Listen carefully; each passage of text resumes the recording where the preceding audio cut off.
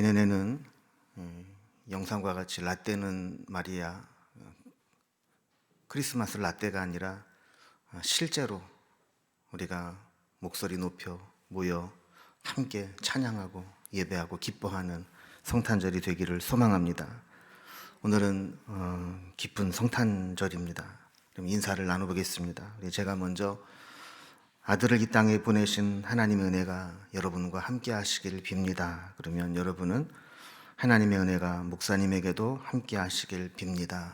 그리고 그 다음에는 옆에 있는 분들을 보면서 하나님의 은혜가 누구누구에게도 함께 하시기를 빕니다. 이렇게 한번 인사를 나눠볼게요. 자, 제가 먼저 해보겠습니다. 아들을 이 땅에 보내신 하나님의 은혜가 여러분과 함께 하시길 빕니다.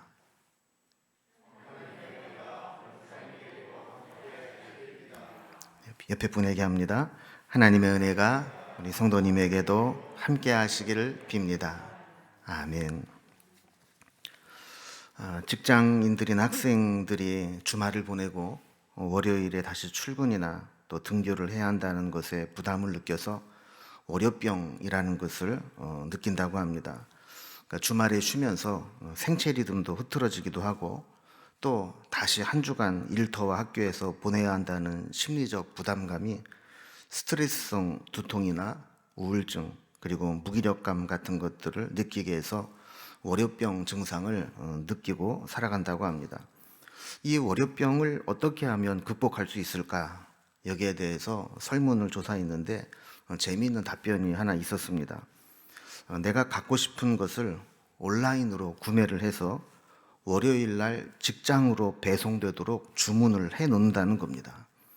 그러면 직장은 가기 싫지만 그곳에 가야 내가 주문한, 내가 원하는 물건이 배송되어 있기 때문에 그 택배를 기다리는 마음으로 출근하는 발걸음이 가벼워진다는 겁니다. 힘든 상황에서 극복하는 가장 좋은 현실적인 대처법은 내가 좋아하는 것을 기다리는 겁니다. 믿음의 사람들에게 가장 좋은 것은 이 성탄절에 교회에 함께 모여서 예배하고 또 믿음의 사람들과 성탄의 축하를 나누는 것 아니겠습니까? 근데 이거를 금년 성탄절에는 못하게 되니까 얼마나 안타까운지 모릅니다. 자, 그런데 한편으로는 이러한 상황이 어쩌면 역으로 우리가 정말 진지하게 예수님의 이 땅에 오심의 의미를 되새기는 기회가 될 수 있다는 생각을 해보게 되었습니다. 그리고 코로나로 인해 답답하고 힘든 시간들을 보내면서 우리가 주님을 기다린다는 것이 무엇인가를 절실히 느끼게 되었습니다. 사실 주님은 매번 예배 때마다 우리가 영과 진리로 하나님 앞에 예배드리기를 기다리셨는데 우리는 그 사실을 잊고 살 때가 많았잖아요. 그런데 이제 우리가 이런 코로나 전국을 맞이하면서 주님이 우리를 기다리시는 것과 같이 또 성탄절을 맞이하면서 우리도 주님의 오심을 기다린다는 것이 무엇인가 이것을 생각하게 되었습니다. 만약에 성탄에 이런저런 계획들을 세우고 약속을 잡고 스케줄을 준비하게 된다면 정말 성탄절이 말만 성탄절이지 그냥 휴일처럼 여겨질 가능성이 높습니다. 그러나 우리가 다른 것을 할 수 있는 상황이 전혀 아니다 보니까 이제는 성탄절에 할 수 있는 게 온라인으로 예배드리는 것, 이 성탄의 의미를 주님께 집중할 수 있는 것, 이게 어쩌면 이 코로나로 인해서 온라인으로 성탄 예배를 드리는 또 하나의 다른 의미가 될 수 있다는 생각을 해보았습니다. 또한 우리는 상황이 어려우면 어려울수록 우리의 소망은 더 굳건해집니다. 예배드리러 교회에 올 수 없는 상황이 되고 나서야 우리가 평소에 교회에서 예배드린다는 게 얼마나 큰 은혜였는가를 깨닫지 않았습니까? 코로나 사태가 1년 가까이 지속되면서 사람들은 지쳐가기 시작합니다. 이런 상황에 우리는 더 소망의 주님을 붙잡고 주님의 이 땅에 오심의 은혜가 무엇인가를 되새기는 기회가 될 수 있다는 겁니다. 성탄절에 우리의 진정한 고백은 우리가 그렇게 기다리던 주님이 이 땅에 오셨다는 겁니다.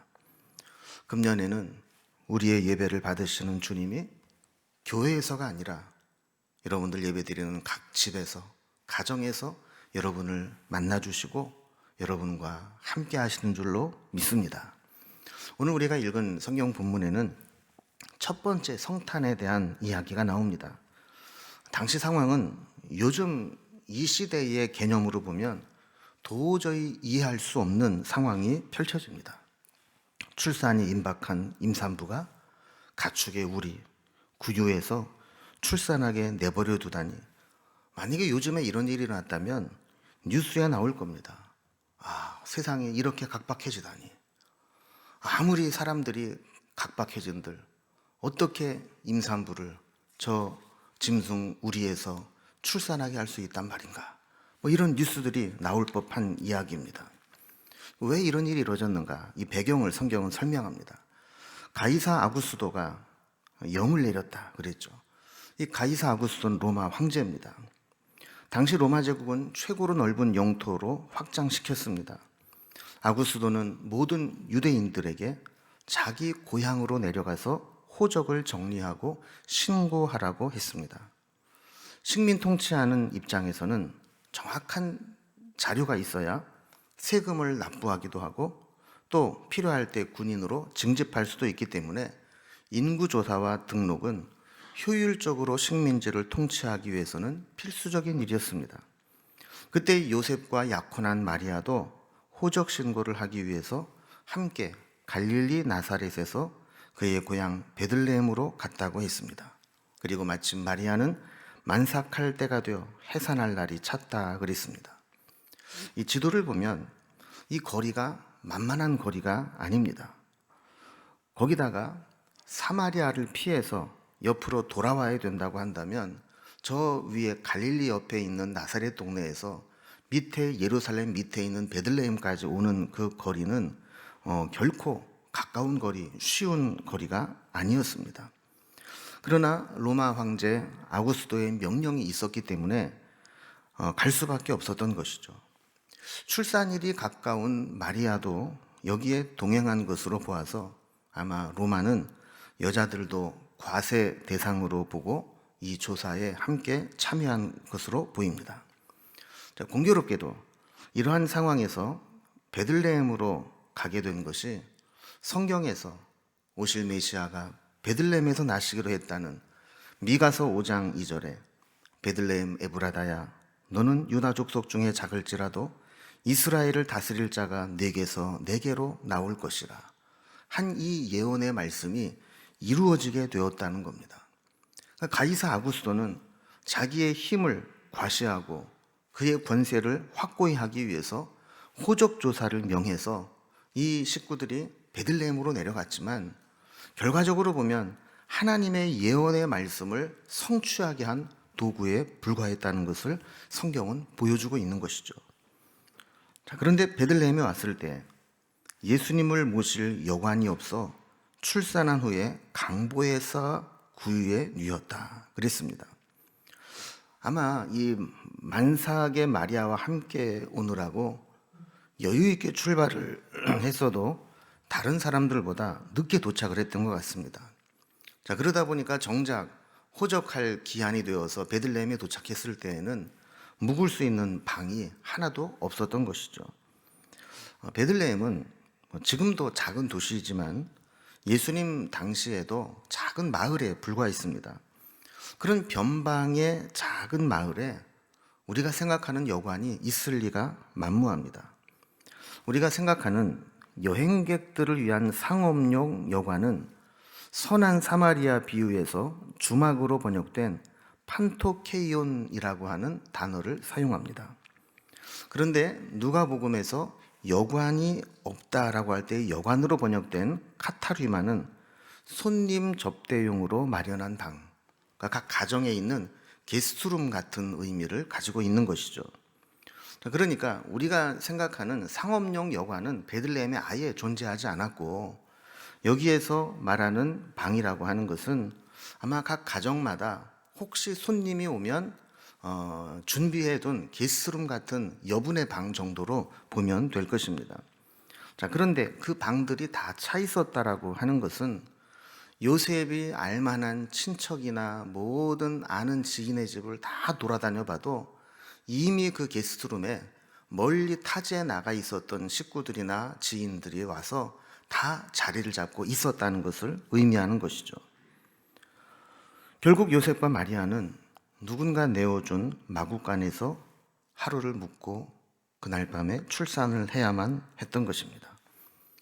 첫 아들을 낳아 강보에 쌓아 구유에 뉘었다 그랬습니다.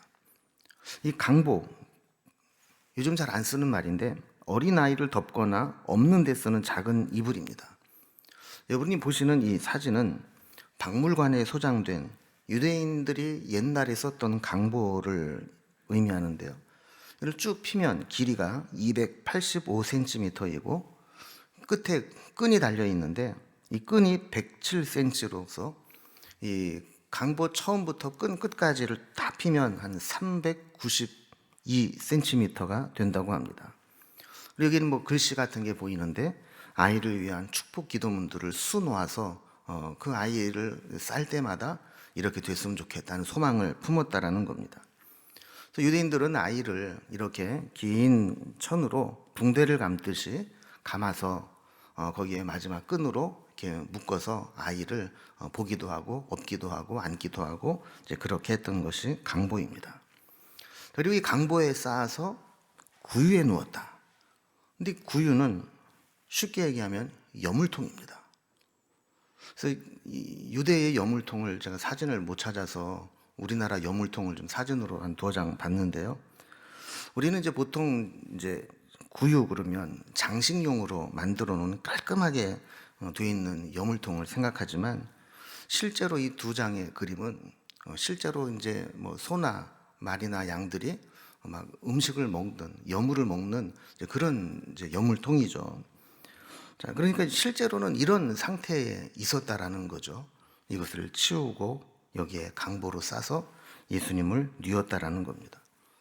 그러면 요즘 같으면 위생 문제로라도 이런 곳에선 출산을 안 할 겁니다. 그런 면으로 볼 때 이 예수님의 출생의 기사는 그것을 보는 사람들의 마음을 쓸쓸하게 합니다. 어찌 사람이 저렇게 모질 수 있을까? 출산이 임박한 임산부에게 방이 없다고 저런 것을 내어줄 수 있을까? 메시아로 오신 예수님, 우리를 구원하러 오신 예수님인데 어찌 그렇게 초라하게 냉대를 받으며 태어나셨단 말인가? 이런 생각을 하게 되는 것이죠. 그래서 우리가 겉으로 드러난 것만 보면 첫 번째 성탄은 서운하고 초라한 성탄임에 틀림이 없습니다. 그러나 하나님은 하나님의 방식대로 성탄을 축하해 주셨습니다. 천사를 통해 주변에 양떼를 지키던 목자들에게 이 성탄의 소식을 전하게 하십니다. 왕의 탄생인데 왕궁이나 귀족들의 성탄의 첫 소식이 전해진 것이 아니라 바깥에서 밤을 지새며 힘들게 일하는 서민이요 하층민이었던 목자들에게 성탄의 소식이 제일 먼저 전해졌던 것입니다. 이것은 예수님의 오심은 낮은 마음으로 사모하며 기다리는 자에게 주님의 은혜가 임한다는 것을 보여주는 것이죠. 오늘 보면 10절에서 12절까지 말씀을 보면 그 말씀이 나옵니다. 무서워하지 말라. 보라, 내가 온 백성에게 미칠 큰 기쁨의 좋은 소식을 너희에게 전하노라. 오늘 다윗의 동네에 너희를 위하여 구주가 나셨으니 곧 그리스도 주시니라. 너희가 가서 강보에 쌓여 구유에 누워 있는 아기를 보리니 이것이 너희에게 표적이니라. 밤중에 들에서 양떼를 지키던 목자들에게 천사가 나타나서 이 성탄의 메시지를 전해준 것입니다. 이때 14절을 보면 천군과 천사들의 찬송이 소개됩니다. 지극히 높은 곳에서는 하나님께 영광이요 땅에서는 하나님이 기뻐하신 사람들 중에 평화로다. 겉으로 보면 가장 초라한 모습으로 출생하신 그 모습이 지극히 높은 곳에서는 하나님께 영광이 되고 땅에서는 하나님이 기뻐하신 사람들 중에 평화의 소식이라고 이야기하는 겁니다. 진정한 평화는 팍스 로마나처럼 로마의 강력한 힘으로 강제로 찍어 눌러 평안한 상태를 유지하는 것이 아니라 평화의 왕으로 오신 예수님으로부터 진짜 평화는 시작된다는 메시지를 이 천사들의 노래를 통해 보여주는 겁니다. 천사들의 임재, 하늘에서 비춘 영광의 빛, 그리고 수많은 천군 천사들의 찬송과 함께 성탄의 소식을 접한 목자들은 천사가 전해준 말을 확인하기 위해 베들레헴으로 들어와 예수님을 찾습니다. 15절과 16절을 보면 목자들이 이렇게 이야기합니다. 이제 베들레헴으로 가서 주께서 우리에게 알리신 바 이 이루어진 것을 보자 하고 빨리 가서 그랬습니다. 그들은 베들레헴으로 달려가서 강보에 쌓여 구유에 누워있는 아이를 찾았습니다. 다른 곳에서는 예수님을 만날 수 없습니다. 만약에 예수님이 누군가가 제공해 준 집 안으로 들어가서 방에서 출산을 했다면 이 목자들은 예수님을 못 찾았을 가능성이 많습니다. 그러나 밖에 노출되어 있는 그 짐승이 숙소로 쓰고 있는 그 우리에 마땅히 짐승이 있어야 될 곳에 사람들이 있는 그 모습을 보고 목자들은 쉽게 아기 예수님을 발견할 수 있었던 것입니다. 그들은 아기 예수님께 경배하며 그 부모에게 천사가 나타나 이 아기 예수님에 대해서 해주신 이야기들을 전합니다. 이 이야기를 들었을 때 19절에 보면 마리아는 이 모든 말을 마음에 새기어 생각하니라 라고 있습니다. 우리는 여기에서 성탄을 지키는 우리의 자세를 배우게 됩니다. 성탄절이 될 때마다 우리는 어떻게 이 성탄절을 보내야 하나? 마리아는 천사를 통해 하나님께서 보여주신 그 성탄의 의미를 마음에 새기어 생각했다 그랬습니다. 그는 앞으로도 계속해서 성탄의 의미를 마음에 새기고 늘 생각하며 살았다는 것입니다. 우리가 오늘날 성탄절을 보내면서 잊지 말아야 될 것은 마리아와 같이 그 성탄의 의미를 마음에 새기고 생각하며 살아가는 겁니다. 우리는 코로나로 인해 힘든 시기들을 보내고 있습니다. 성탄 예배마저 온라인으로 드리는 초유의 사태를 맞이하고 있습니다. 안전한 줄 알았던 가족, 지인, 동료들도 믿을 수 없고 안전을 보장받을 수 없을 정도로 코로나는 우리 주변에 매우 가깝게 다가와 있습니다. 이러다 나도 코로나에 걸리는 것이 아닌가 하는 불안감을 갖게 합니다. 코로나로 인해 사적 모임은 5인 이상 모이는 것도 금지되어 있습니다. 코로나는 우리를 완전히 메어놓았고 창살 없는 감옥에 갇힌 자처럼 만들어버리고 말았습니다. 코로나 우울증은 이제 남 이야기가 아니고 무기력감과 정신적 피로감, 우울감과 같은 비슷한 증상, 코로나 우울증이 여기저기에서 나타나고 있습니다.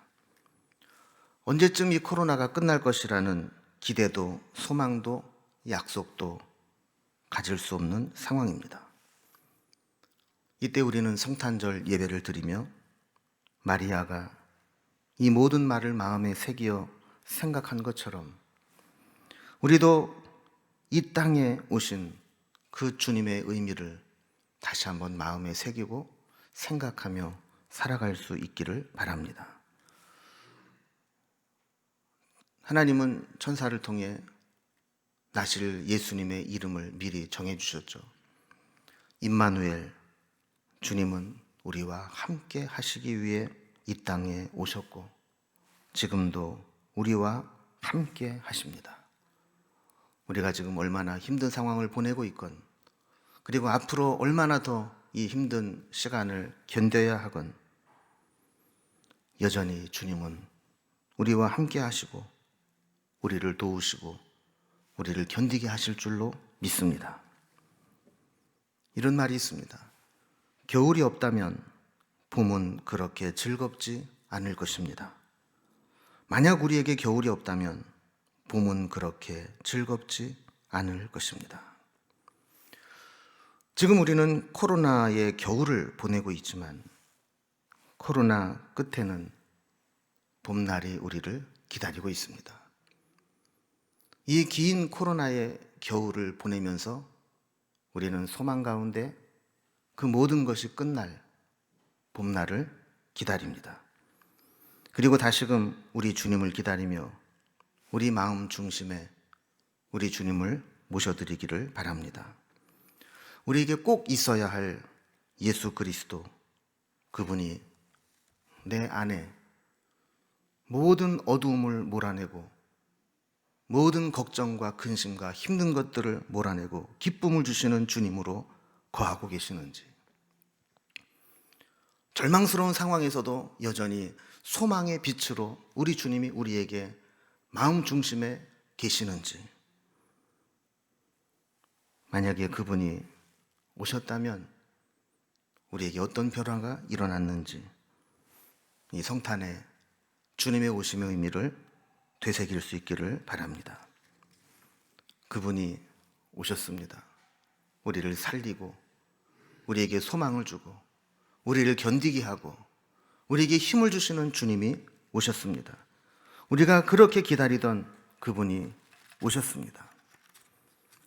그리스도를 얻은 사람은 아무것도 잃지 않는다라는 말과 같이 우리가 우리의 마음 중심에 주님을 모실 수만 있다면 우리는 그 어떤 것도 잃은 것이 아닙니다. 우리의 모든 것 되시는 예수 그리스도, 이 땅에 우리와 함께하기 위해 오신 임마누엘의 주님, 그 주님이 남은 코로나도 이기게 하시고 우리에게 소망을 주시고 견디게 하시고 함께 하실 그 주님이 되심을 믿습니다. 기도하겠습니다.